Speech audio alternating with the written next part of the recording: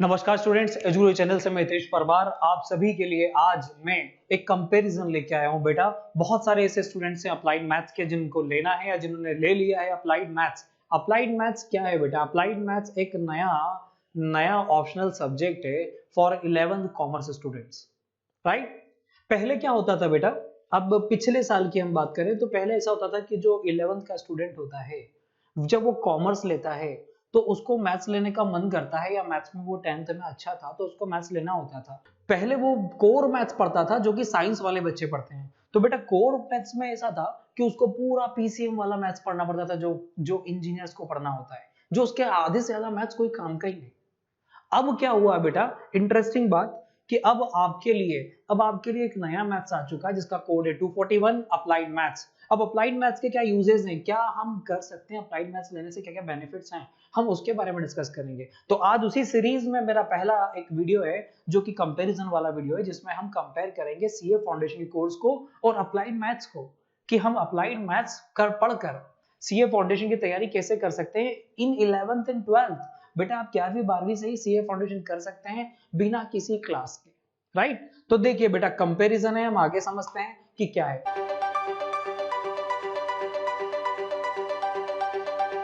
तो पहले CA foundation के कोर्स को आप समझ लें बेटा कि सीए फाउंडेशन का कोर्स क्या है। सीए फाउंडेशन में सबसे पहले बेटा बिजनेस मैथमेटिक्स, जरा ध्यान से समझिएगा बेटा, बिजनेस मैथमेटिक्स आता है जिस और लॉजिकल रीजनिंग एंड स्टैटिस्टिक्स होता है बेटा, एक सिंगल पेपर होता है। ये पेपर नंबर 3rd है। जरा मैं आपको बता दूं बेटा, ये पेपर नंबर 3rd है। इस पेपर नंबर 3rd की हम बात करें तो इसमें 3 पार्ट होते हैं, क्लियर। अब वो तीनों पार्ट मैं आपको यहाँ पर एक्सप्लेन करके बताता हूँ।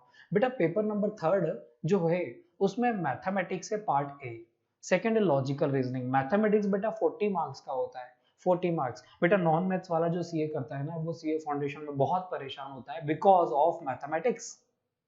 एंड देन स्टैटिस्टिक्स, ऑब्वियसली बेटा स्टैटिस्टिक्स में भी मैथ से लगता है। तो बेटा इन इन 80 मार्क्स में वो बहुत ज्यादा परेशान होता है। वो बोलता है सर मैं अकाउंट कर लूंगा, लॉ कर लूंगा, मैं लॉजिकल रीजनिंग तक कर सकता हूँ, मैं इकोनॉमिक्स भी अच्छे से कर लूंगा, बट मैथ्स मैथ्स मेरे लिए एक बहुत बड़ा फोबिया है। तो बेटा उनके लिए मैं बता दूं कि अगर वो 11 से ही मैथ्स लेते हैं तो थोड़ी हेल्प, थोड़ी क्या पूरी हेल्प मिल जाएगी। कैसे? तो समझिए, हम कंपेयर कर रहे हैं बेटा। तो आज के इस वीडियो में मैं पूरा कंपैरिजन बताऊंगा बेटा, बने रहिएगा वीडियो में एंड तक। और इसी कंपैरिजन और अपडेट के लिए मैं और बहुत सारे कंपैरिजन लेके आऊंगा और बहुत सारे हमारे वीडियोस होंगे जो 11th के बच्चों के लिए, 12th के कॉमर्स बच्चों के लिए बहुत इंपॉर्टेंट होंगे, right. And CS and IPM वालों के लिए भी समझिएगा जरा। तो बेटा बिजनेस मैथमेटिक्स की मैं बात कर रहा हूँ 40 मार्क्स होते हैं, logical reasoning 20 marks, and statistics की अगर मैं बात करूं तो 40 मार्क्स, राइट। तो बेटा ये है हमारा सिलेबस किसका बेटा, सीए फाउंडेशन पेपर 3 100 मार्क्स का, जिसमें 40 20 40 रेशियो में है, ठीक है। ये आपका सिलेबस हो गया। अब हम कंपेयर करें बेटा, चलिए। तो बेटा अब हम कंपेयर करते हैं, तो कंपेयर करने में हमें क्या करना है जरा समझिए। सबसे पहले हम बात करें तो सीए फाउंडेशन में जब हम बात करते हैं तो सीए फाउंडेशन अप्लाइड मैथ्स में देखिए बिजनेस मैथमेटिक्स को मैं पहले लेके आ रहा हूँ। बिजनेस मैथमेटिक्स में अब देखिए मैंने लिखा है 11th एम, अब इसका मतलब है 11th का अप्लाइड मैथ्स, राइट। फिर मैंने लिखा है बेटा 12th एम, मतलब 12th का अप्लाइड मैथ्स। अब समझिए जरा कंपेरिजन को और कोशिश करिए कि कॉपी में नोट कर सकते हैं तो कर लें, राइट। चलिए सबसे पहला यूनिट होता है ratio proportion indices and logarithm. बेटा जब मैं इस यूनिट की बात करता हूं ना, तो इस यूनिट में क्या 11th में क्या 12th में वो हम डिस्कस करते हैं। तो बेटा रेशियो प्रोपोर्शन जो है वो नहीं है 11th 12th में। ये तो बेटा आपने 8th 9th 10th में पढ़ लिया था ना बेटा, क्यों परेशान हो रहे हो फिर? बहुत बच्चों वाला है ये तो। आप यूं भी अभी बुक खोलोगे ना सीए फाउंडेशन की फर्स्ट चैप्टर, तो इसकी 2 एक्सरसाइज तो आप यूं ही कर लोगे और एग्जाम में 1 या 2 क्वेश्चन इसके आते हैं। अब हम बात करते हैं बेटा इंडाइसेस एंड लॉगरिथम। बेटा अच्छे टॉपिक हैं। लॉगरिथम तो बिल्कुल मेरा फेवरेट है बेटा। लॉगरिथम जब मैं पढ़ाता हूं तो मुझे बहुत मजा आता है लॉगरिथम में। तो लॉगरिथम एंड इंडाइसेस ये बेटा आपको कहां मिलेंगे, तो ये हम डिस्कस कर ले बेटा। तो लॉगरिथम आपको मिलेगा बेटा 11th में, एंड इंडाइसेस दोनों। बेटा लॉगरिथम और इंडाइसेस दोनों 11th के अप्लाइड मैथ्स में है। तो हमारा टेंशन खत्म हो गया बेटा। हमें जो चीज सीए फाउंडेशन में बहुत डिटेल में पढ़ना होती है, वो टाइम कंज्यूमिंग है, वो हम पहले 11th में पढ़ चुके होंगे।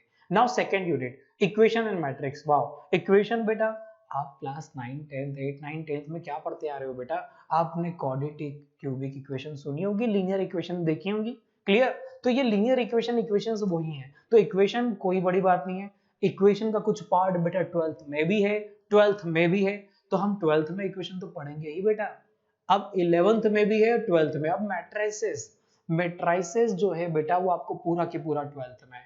तो हम जब मैट्रिसेस की बात करते हैं ना बेटा, तो ये हमें 12th में मिल जाता है, राइट। तो मैं मैट्रिसेस की बात करूं तो 12th में मैं मैट्रिसेस कवर कर लूंगा, राइट। मैट्रिसेस में 12th में कवर कर लूंगा।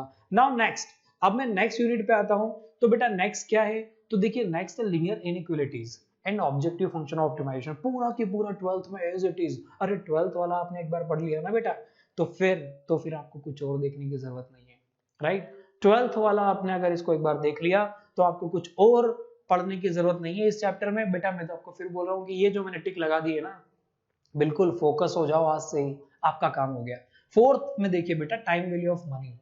टाइम वैल्यू ऑफ मनी बेटा बात सुन लो, समझ लो, 11 12 दोनों में है, ठीक है। यहां तो मैं थोड़ा सा आपका टाइम लूंगा, प्लीज बेटा थोड़ा सा टाइम लूंगा आपका, जरा समझना।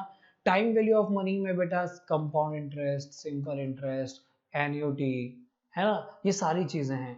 Future value, present value, clear, ये सारे सारे कैलकुलेशंस हैं बेटा, ये सारे रियल लाइफ से जुड़ी हुई चीजें हैं। हम रियल लाइफ में जब फाइनेंस लेते हैं तो बेटा इन सभी चीजों को तो कैलकुलेट करते हैं, राइट। तो बेटा रियल लाइफ से जुड़ी हुई चीजें, time value of money. Time value of money बेटा 15 मार्क्स का आता है, मार्क्स 15 मार्क्स का आता है बेटा, करीब करीब। कहां पर बेटा 14 to 15 मार्क्स बेटा, ये सीए फाउंडेशन में भी करीब इतना आ जाता है।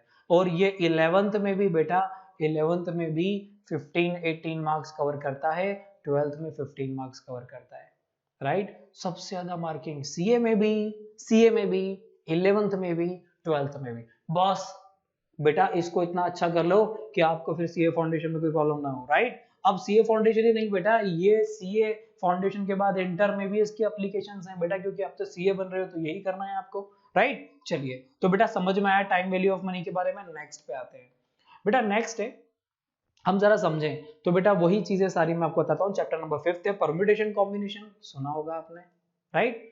तो पीएनसी बेटा क्लास 11th में पूरा की पूरा पीएनसी जितना आप क्लास 11th में पढ़ लेंगे ना, बस उसके ऊपर कुछ नहीं पढ़ना बेटा, उसको एक बार रिपीट कर लिया, काम खत्म, ठीक है। फिर देखिए सीक्वेंस इन सीरीज, आपने सुना होगा बेटा एपी, जीपी, एचपी, ये सीक्वेंस इन सीरीज वही है, AP, GP and HP, right. ये कहां पढ़ी है बेटा आपने, या कहां पढ़ोगे, तो बेटा ये पूरा की पूरा आप क्लास 11th में पढ़ने वाले हो, राइट। तो ये आपका क्लास 11th है। नाउ बेटा आप समझते जाना, सेट रिलेशन फंक्शन ये कहां पर मिलता है बेटा, क्लास 11th में, right. Set relation function class 11th में, पूरा के पूरा set relation function class 11th में। अब आते हैं बेटा सबसे इंटरेस्टिंग, सबसे टफ जो बच्चे बोलते हैं, वो है बेटा डिफरेंशियल एंड इंटीग्रल कैलकुलस, जिसमें एप्लीकेशन है मार्जिनल कॉस्ट, मार्जिनल रेवेन्यू। फिर बेटा समझ लो कि ये पूरा की पूरा आपको कहां मिलेगा, 11th और 12th का differential calculus and integral calculus आपने कर लिया, काम खत्म, कुछ नहीं पढ़ना। इससे आधे लेवल पे है बेटा सीए फाउंडेशन का डिफरेंशियल कैलकुलस, राइट। बात समझे, इतना आपने डिटेल में पढ़ लिया, फिर कहीं जरूरत नहीं बेटा 11th 12th की बुक उठाकर आप एग्जाम दे दो, मैं गारंटी लेता हूं आपके जो मार्क्स होंगे बेटा वो बहुत अच्छे होंगे, उनसे भी अच्छे होंगे जो सिर्फ सीए फाउंडेशन की बुक पढ़ रहा है। बिल्कुल बेटा ध्यान रखिएगा। तो चलिए ये कंपैरिजन होना बेटा। अब आ गए हम थोड़ा सा आगे, ये हमने जो कंपेयर किया है बेटा सीए फाउंडेशन अप्लाइड मैथ्स को। अब देखिए सेकंड है बेटा लॉजिकल रीजनिंग। अभी 2 मिनट रुकेगा बेटा, इसके पहले तक जो हमने डिस्कशन किया वो आपको शायद क्लियर हो कि मैंने आपको बता दिया जितने चैप्टर्स थे मैथ्स के 8 के 8 वो आपके अप्लाइड में हैं। लॉजिकल रीजनिंग बेटा, लॉजिकल रीजनिंग में हम बात करें तो फर्स्ट यूनिट जो आती है वो number series, coding, decoding, odd man out, पूरा की पूरा क्लास 11th में, कहीं जाने की जरूरत नहीं है। Coding, decoding, number series, odd man out आपको क्लास 11th में होता है।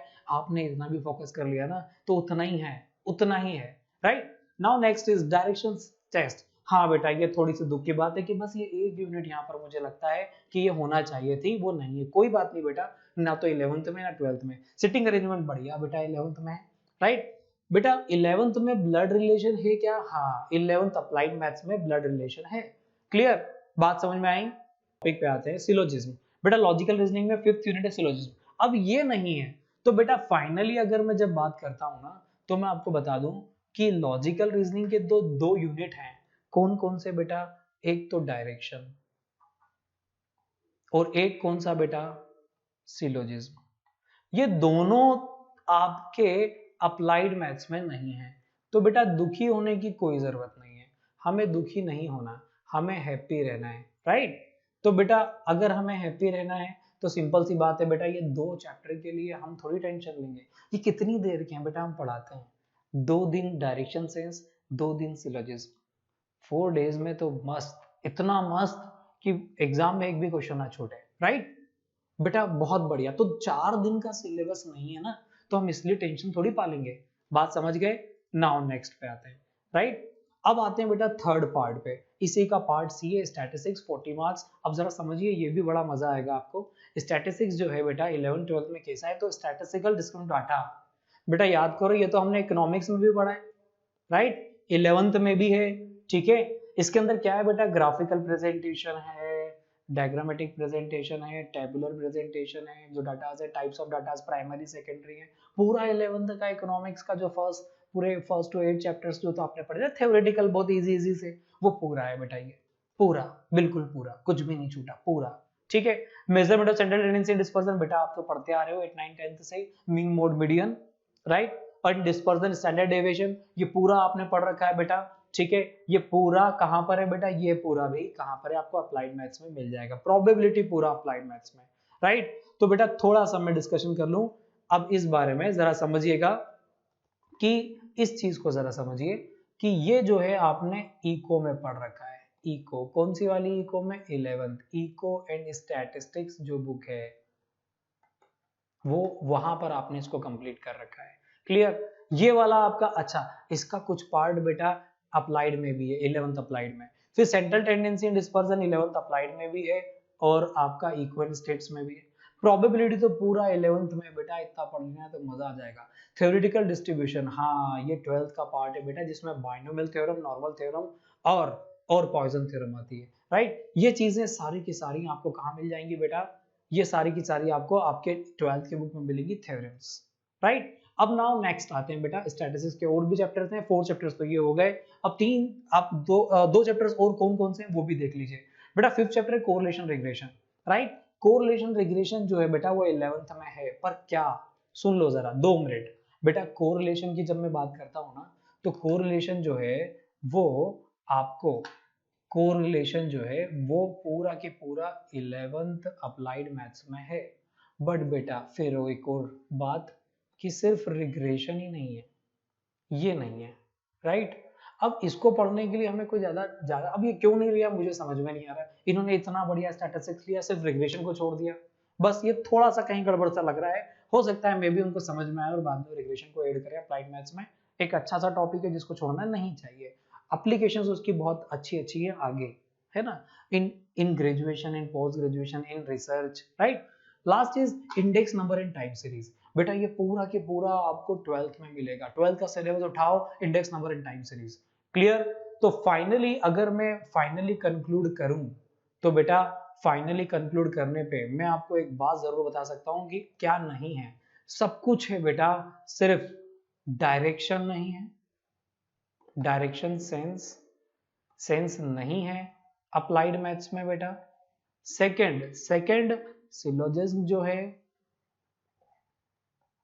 वो नहीं है, एंड थर्ड बेटा, थर्ड क्या नहीं है बेटा स्टैटिस्टिक्स का, रिग्रेशन नहीं है बेटा। अब ये तीनों जो हैं मैं आपको बता दूं, ये मैंने आपको बताया था कि ये 4 डेज में अच्छे से हो जाते हैं, 1 आवर, मतलब अगर आप 4 आवर्स का स्टडी करें तो बहुत अच्छे से हो जाते हैं, और ये भी बेटा 2 to 3 डेज में कंप्लीट हो जाता है। तो पूरा सिलेबस है लगभग, मतलब हम बात करें तो 99% सिलेबस तो है क्लियर, थोड़ा बहुत नहीं है तो भी चलेगा बेटा, उतना तो हम अलग से यूं भी पढ़ लेंगे, उतना तो आप यूं ही अलग से सर्च करोगे तो आपका काम हो जाएगा। तो बेटा कैसा लगा आपको एक कंपैरिजन, आप मुझे जरूर कमेंट करके बताएं, और आपको किस चीज के कंपैरिजन चाहिए related to your commerce subject आप हमें बताएं, क्योंकि मैं यहाँ पर कॉमर्स एजुगुरुजी चैनल पे तब मैं मैथ्स एंड इकोनॉमिक्स वाले सब्जेक्ट्स में लेता हूँ, बाकी हमारी पूरी टीम है, हम सब भी डिफरेंट सब्जेक्ट्स लेते हैं, अकाउंट है, लॉ है, एंड बिजनेस स्टडीज हैं, सारे सब्जेक्ट्स हमारे यहाँ अवेलेबल होते हैं बेटा। हम सभी पे आपको धीरे धीरे करके सभी पे वीडियोस और सभी पे कंपैरिजन, सभी चैप्टर वाइज कुछ एनालिसिस हम आपको धीरे धीरे प्रोवाइड करने वाले हैं, राइट। तो बने रहिएगा हमारे चैनल के साथ, और इसी तरह से हम कंपैरिजन करते रहेंगे और कंपैरिजन को आगे बढ़ाते रहेंगे, ओके बेटा। तो थैंक यू, मिलते हैं नेक्स्ट लेक्चर में, have a nice day, comment और शेयर करना ना भूलें।